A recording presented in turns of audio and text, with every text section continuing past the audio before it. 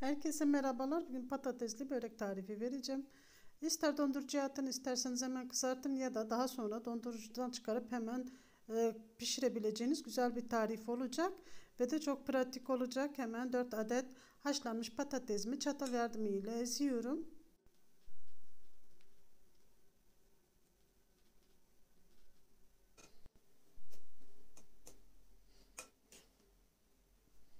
Bu arada kanalıma abone olup zil bildirimi açıp videolarıma yorum ve beğeni yaparak bana destek olursanız çok sevinirim.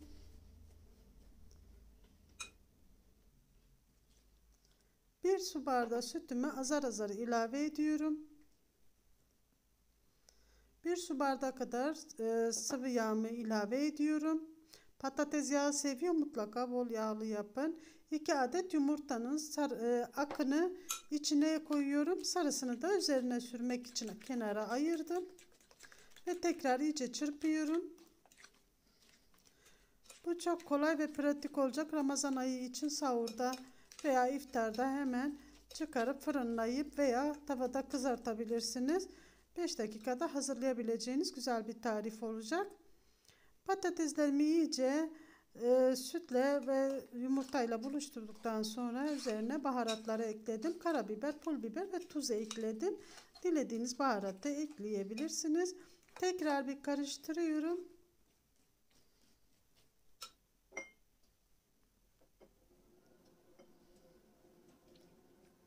Biraz daha süt ilavesi yapıyorum. Çünkü biraz daha sert oldu. Sürülebilecek bir kıvamda olması gerekiyor.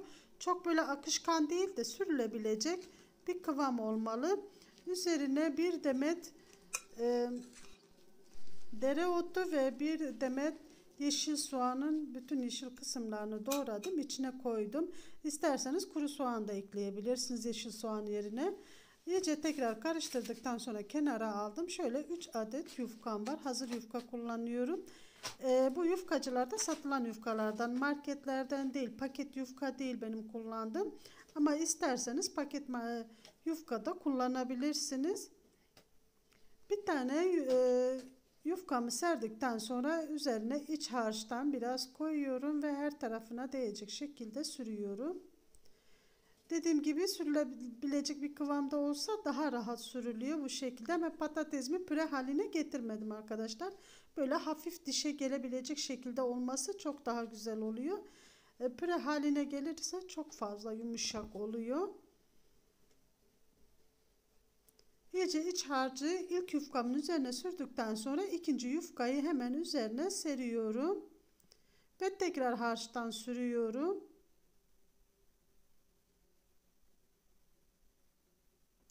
Ekstradan bir sıvı yağ, bir süt veya bir şey sürmüyoruz. Sadece hazırladığımız harç yeterli oluyor. Ve üçüncü yufkamı da serdikten sonra kalan bütün harcı üzerine seriyorum.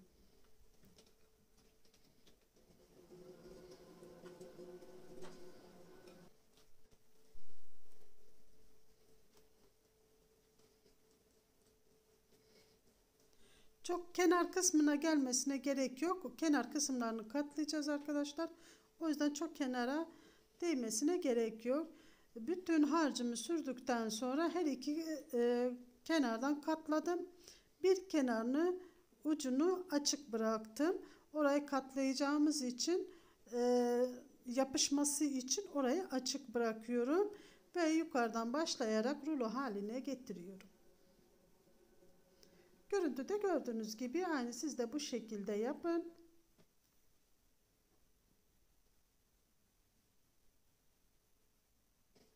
Şu açık bıraktığım kısma biraz su sürüyorum ki yapışması kolay olsun.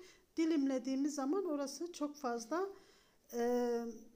dağılmaması için birazcık su sürdüm ve tekrar rulomu çevirdim ve büyük bir rulo haline getirdim. Rulomu ikiye kesiyorum.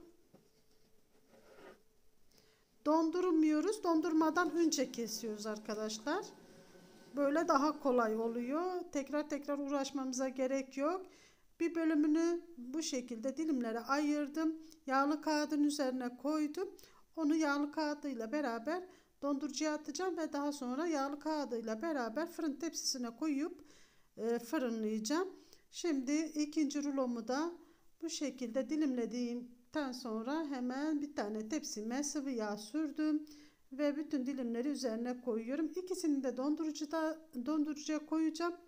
En az 4 saat dondurucuda kalması lazım donması için.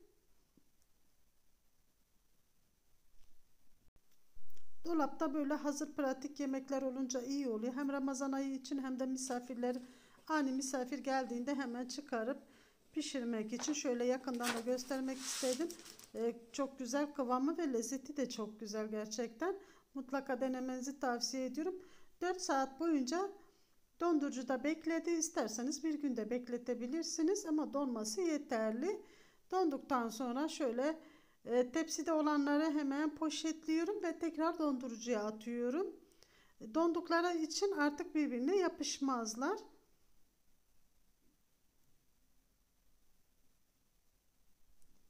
Fırın poşetine koyuyorum, ağzını bağlıyorum ve dondurucuya atıyorum. Çıkardıktan sonra hiç çözdürmüyorum. Direkt fırın tepsisine koyuyorum veya tavaya koyuyorum, pişiriyorum. Şimdi bu donmuş olanları da hemen size göstermek istiyorum. Şöyle kullandığım yağlı kağıtla beraber tepsime aktardım.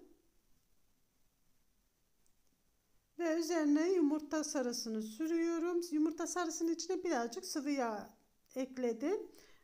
Patatesli börekler biraz yağ severler. O yüzden ne kadar yağlı olursa o kadar lezzetli oluyor. Yumurta sarısını da böreklerin üzerine sürüyorum. İsterseniz üzerine susam serpin, isterseniz çörek otu serpin, isterseniz bu şekilde de hemen fırınlayabilirsiniz. Dondurucudan çıkardım börekleri veya poğaçaları çözdürmeden hemen kızartıyorum.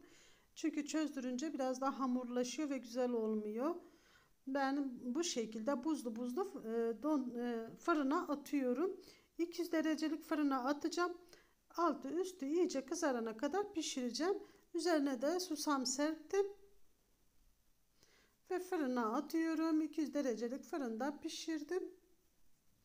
Çok güzel oldular. Şu anda çok sıcak elleyemiyorum ama kıvamını size yine göstermek istiyorum.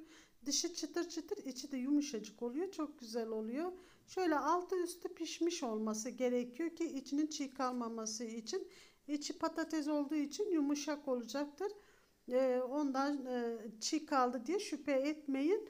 Altı üstü pişince anlayın ki içi de pişmiş demektir. Şöyle çok sıcak ellerim yanıyor ama size göstermek istiyorum. Kıvamını göstermek istiyorum. Kıvamı da lezzeti de çok güzel oldu. Mutlaka deneyin. Hem kolay oluyor hem pratik oluyor hem de çok lezzetli oluyor. Hazır yemek dondurucuda bulunmuş olacak. Deneyen herkeslere afiyetle şifalar olsun. Kanalıma abone olursanız çok sevinirim.